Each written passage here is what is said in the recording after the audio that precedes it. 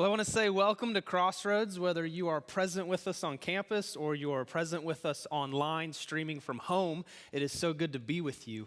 My name is Andrew, and I want to say welcome if it happens to be your first time at Crossroads. I'm so glad that you're here. We are in a message series called Making It Count. And in this series, we've been learning how to make our lives count. And as we start a new year in 2019, I think most of us want to make this year better than last year, and we want to make this year count. Something you should know about myself is that I am a type A personality, which means I like organization, I like structure, and I especially like things such as lists. I like making lists. I have recently made a list looking back on 2018. All the things that I learned and all the things that I grew in. And then I made a list for 2019 of the things I want to accomplish or grow in, my goals for the year. And I'll make other lists, like to-do lists that match up with those goals. Now, you may not be type A like me, but maybe you've got some other lists. Maybe you have a playlist of music that you listen to. Or maybe on your Netflix queue, you have a list of upcoming shows and movies that you want to watch. And maybe you make a pros and cons list when you have to make an important decision. These are all helpful lists. But there's another type of list that is not very helpful. You may know what I'm talking about. It has many different names. Some people call this my blacklist or a grudge list. Or maybe you've heard the expression, she's going on my list. It's that list that some people keep of all the people who've wronged them and hurt them and failed them and let them down. Now, you and I may not keep a physical handwritten list on a piece of paper or in a notebook, but I wonder if maybe we sometimes keep a mental list. And maybe on your list, it's those people that have failed you or let you down or disappointed you. Or maybe you've just got one name on your list, but you can record every time that person messed up or hurt you or wronged you. Maybe it's a coworker that you're constantly covering up for. Or maybe it's a spouse or a family member that really annoys you and gets under your skin. And maybe we keep a list of small slights and insults, or maybe we've got big hurts and big pain on there. No matter how big or how small the offense, we keep track of those hurts. Today, we're going to look in the Bible at 1 Corinthians chapter 13. And we're going to see what God has to say about these type of lists. If you've ever heard or read 1 Corinthians 13, you might recognize that it's a famous passage that's often shared at weddings. It's that passage that begins with love is patient, love is kind. But there's more in this passage than just weddings. This passage is written to followers of Jesus, just like us, teaching us how to grow in our love for one another in the family of God and for others who are not yet following Jesus. So let's turn to 1 Corinthians 13, starting in verse 4.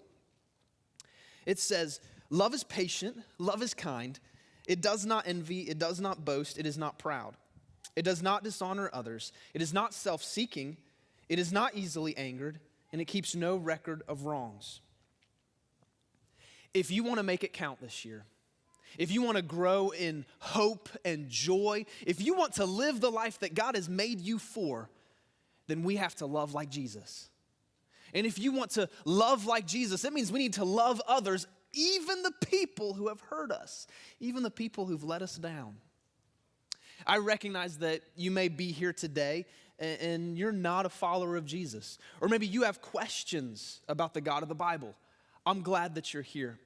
And I want to tell you today, as we talk about love and forgiveness, that God is a compassionate, loving, and forgiving God. There is forgiveness from God for everyone who seeks Him. And by being here today, you've taken a step in seeking Him out. And so as we focus on this passage, there's one thing that I want us to notice, one thing that we learn. And we see in this passage that love does not keep score. This is our big idea today. This is the main point. Love does not keep score. I want to read again verse 5 from a different translation. The Message is an English paraphrase of the Bible, and it says this in verse 5. Love doesn't keep score of the sins of others. Love doesn't keep score. Love doesn't have a record. Love doesn't make a list. Love doesn't track all the failures and the incompetencies of others. There is no scorecard when it comes to love. But as human beings, it's very tempting to keep score. Personally, I have a difficult time with keeping a record of wrong. When I was a teenager, I did not like my stepmom. I resented her. And for the record, my stepmom is very compassionate and kind, and she's always treated me with kindness. But as a teenager, I resented her, and I blamed her for a lot of my pain and my bitterness.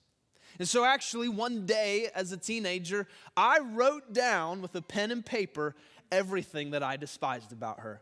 All the resentment, all the bitterness. And let's just say there are some phrases and words on that list that I cannot share with you or repeat. But it's enough to say that it was a list of wrong and it was a list of pain. Love doesn't keep score. Love doesn't have a list. Love doesn't keep track. The opposite of keeping score is forgiveness. Forgiveness is love in action. If we want to love like Jesus, forgiveness is how we put that into action. And when I say forgiveness, it doesn't mean that we act like the hurt didn't happen. It doesn't mean that we act like the pain isn't real. No, we have to feel those emotions of being upset or disappointed or even angry. Those emotions are okay. But if we live in those emotions, they will morph into revenge and resentment and bitterness. But forgiveness is how the healing process begins. Dr. Martin Luther King Jr. once wrote, "Love like Jesus is not a weak, passive love.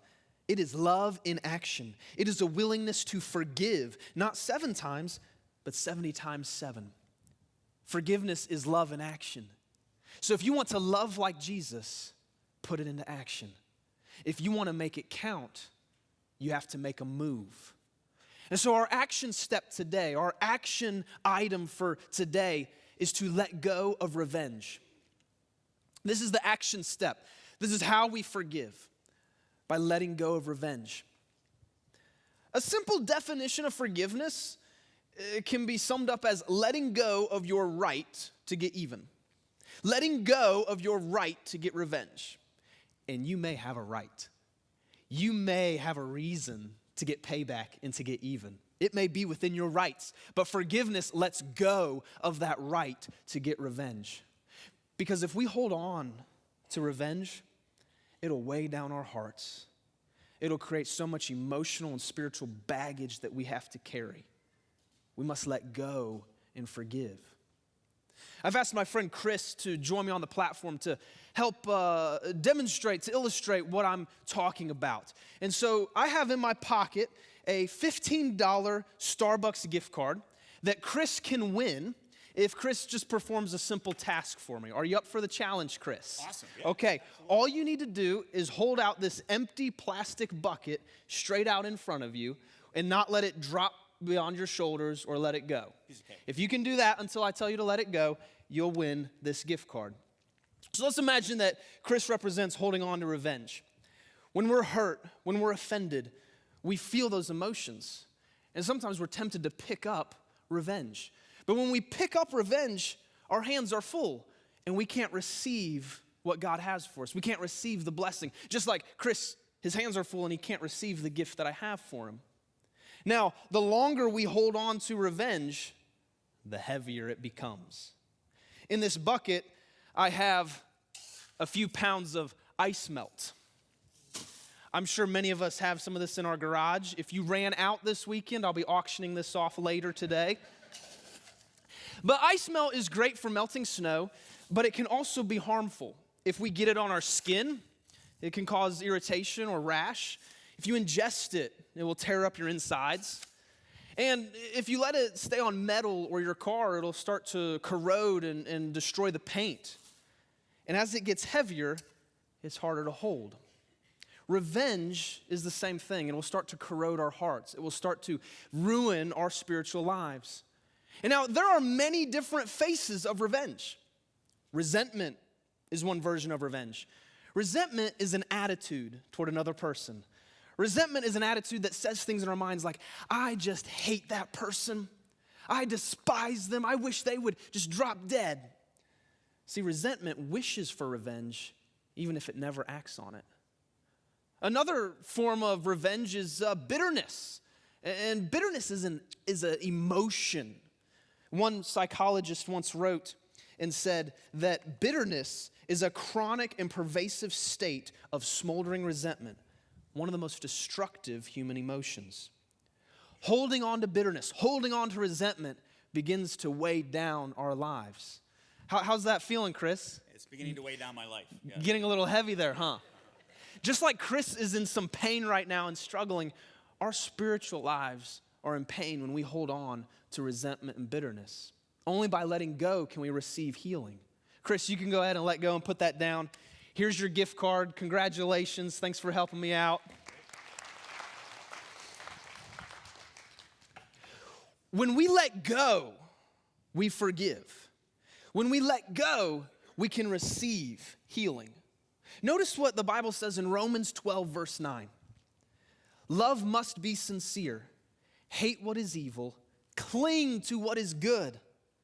When you let go of revenge, you can hold on to healing. When you let go of resentment and bitterness, you can hold on to the things of God. I remember when I had to learn the process of letting go. A while back, my wife called me very upset because of our neighbor. And this neighbor, he's no longer our next door neighbor. He's moved away out of state a while back.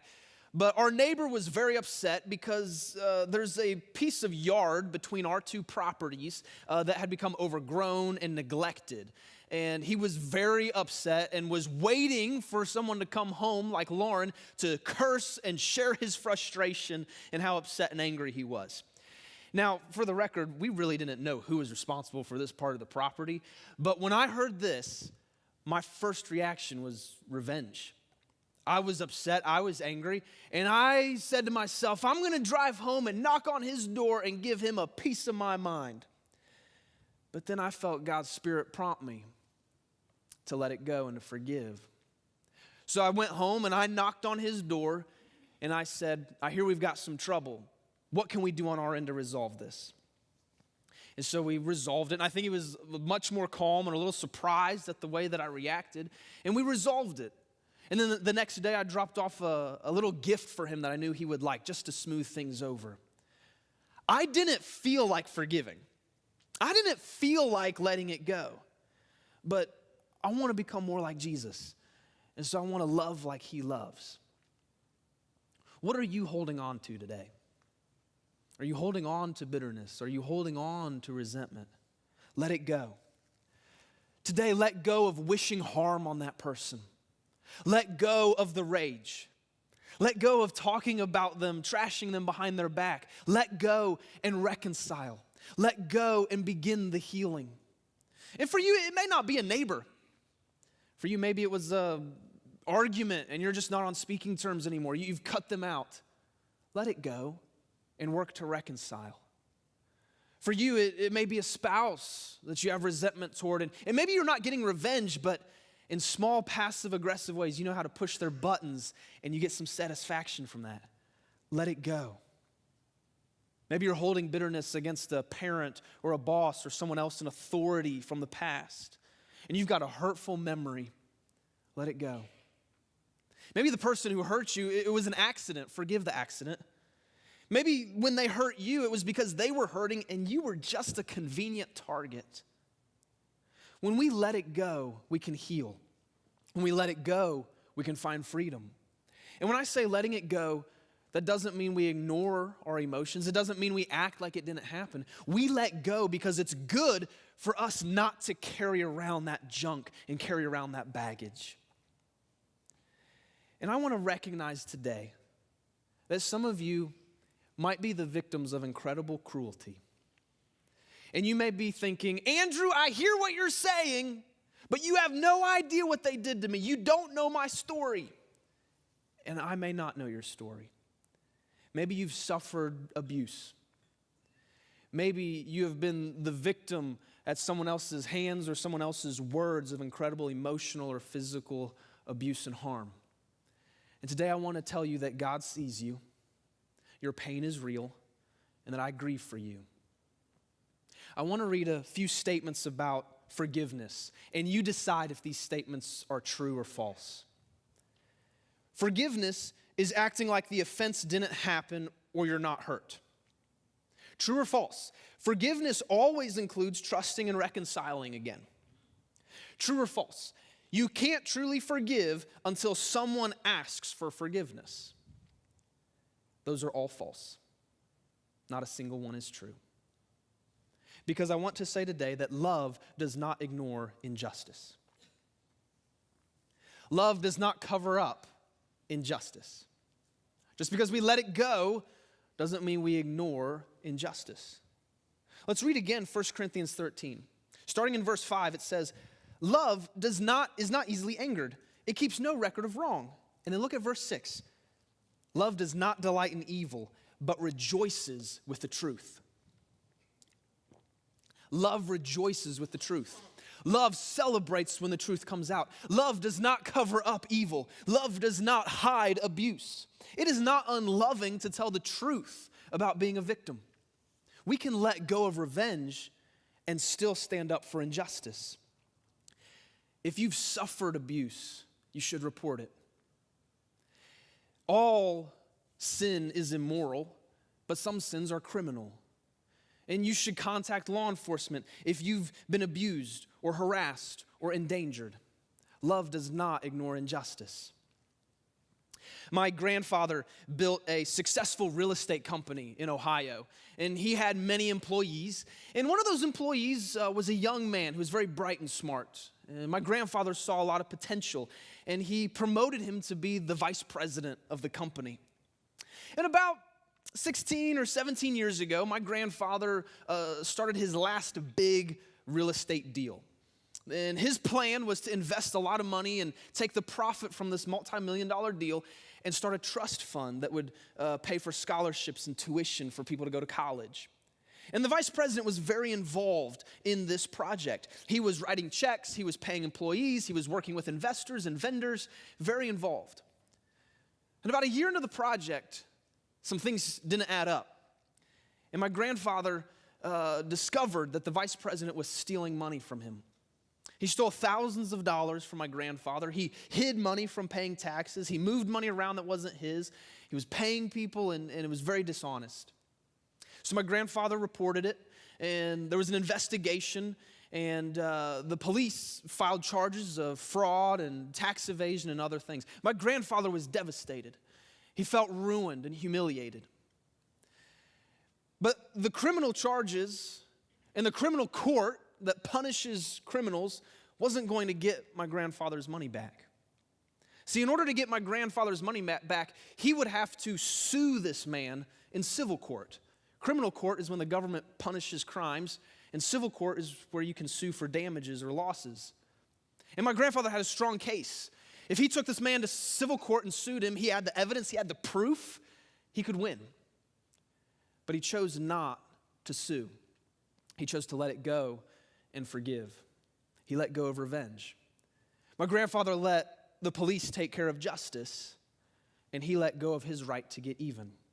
It was probably the hardest thing he ever did in business, but he believed that following and obeying Jesus was more important than getting even. Love does not ignore injustice.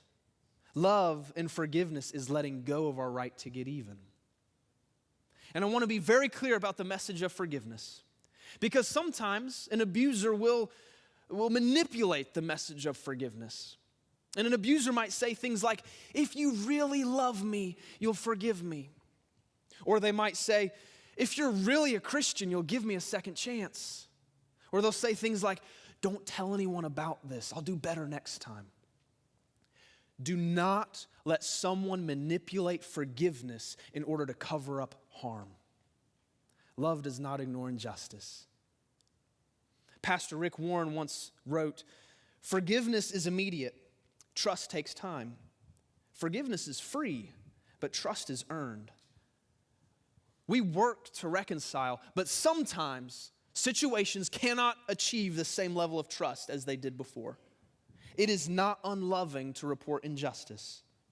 Forgiveness is letting go of revenge, because when you let go of bitterness and resentment, then you can receive hope and healing, and you can receive freedom. Because forgiveness always leads to freedom. Resentment will keep us chained and bound, but forgiveness leads to freedom. God is the great forgiver. Every single one of us, we've sinned against God. We've run from God. We've rebelled against God. We've rejected God, all in our own ways. And because of our sin, we deserve to be punished. We deserve God's wrath. We deserve to die and go to hell because of our sin. And there's nothing vengeful about God's wrath. It's his just response towards sin. But God loves you and me so much that he chooses to forgive. 2,000 years ago, God sent his son Jesus to earth to bring forgiveness. Jesus lived a perfect life. He never did anything wrong. He never disobeyed. He never rebelled. He was perfect. And what that means is that Jesus is the only person in history who could make payment for our sin. He's the only one who could pay the price so that we could be forgiven. And so Jesus willingly died on the cross for us. They arrested him and they accused Jesus of crimes that he never committed. And then they condemned him to die by crucifixion. The soldiers stretched Jesus' hands and feet out and they nailed them to the wooden cross. And in the worst moments of Jesus' life, he chose forgiveness. He let go of bitterness and resentment. And as he was hanging there suffering, he said, "Father, forgive them. They don't know what they're doing." Because he knew forgiveness leads to freedom. The innocent suffered for the guilty as our substitute. After Jesus died, they put his body into the grave. But 3 days later, God the Father raised Jesus back to life, overcoming death, because forgiveness leads to freedom. God's love and forgiveness is more powerful than your past, more powerful than your regret, more powerful than any harm or anything that you've experienced. There's freedom in forgiveness for anyone who trusts in Jesus. Are you holding on to bitterness today? There's freedom in Jesus. Are you a prisoner to sin or an addiction? There is freedom in Jesus. Forgiveness leads to freedom. Earlier, I told you about the piece of paper that I wrote down against my stepmom, all the things I despised and resented. Well, later on in life, when I was in college, I discovered that I was carrying around some repressed memories of bitterness and hurt. And so I started seeing a counselor to work through and to find freedom. And I discovered that I needed to have a conversation with my dad and my stepmom. And so we sat down and I expressed to them that I wanted to forgive them, and also that I wanted to ask for forgiveness for the things that I had said and done and the way I'd treated them. And they were very graceful, and we reconciled. We forgave and we let it go. And that day, I wasn't just set free from bitterness. I was set free from fear. Set free from the fear of making the mistakes that my parents made.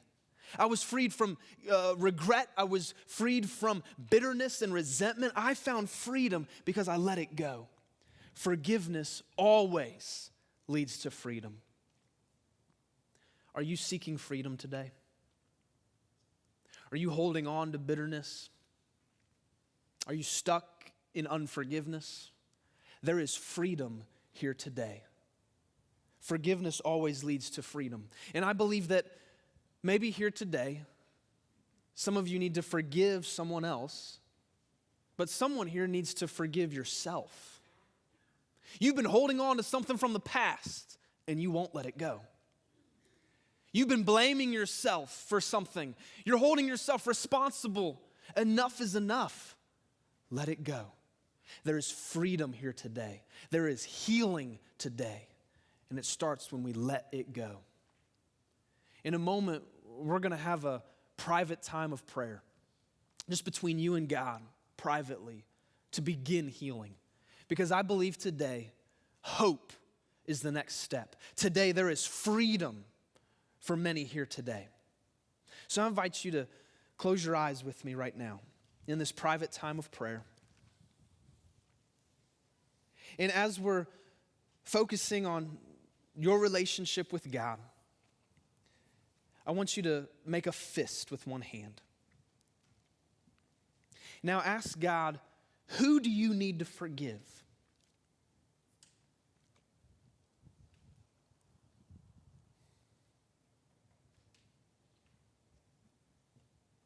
Now imagine in your fist you're holding revenge, you're holding anger, you're holding on to bitterness. In your hand you are holding on to cynicism, to anger against that person. When you're ready, you can open your hand and let it go. Today, there's freedom here. Today, there is healing here. And you may be thinking, I do not want to forgive. I can't forgive. You don't know what I've been through. You need to pray and ask God for the courage and the strength right now to forgive, to let it go, to begin the healing. Because when you let it go, then you are free to receive hope, to receive joy. Let go of that regret. Let go of that pain.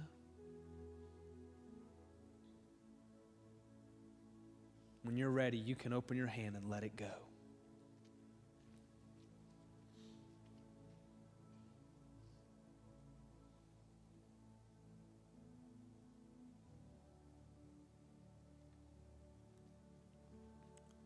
God, I thank you that you are the great forgiver, that you love us so much that you would die for us, that you would pursue us, and that you extend freedom to us. God, I believe in this place there are people being set free from anger, set free from revenge, set free from bitterness. God, fill their hearts, their lives with more of your presence, with more of your hope, God, because in you we find freedom. And we pray this according to the character and the nature of your Son, Jesus. Amen.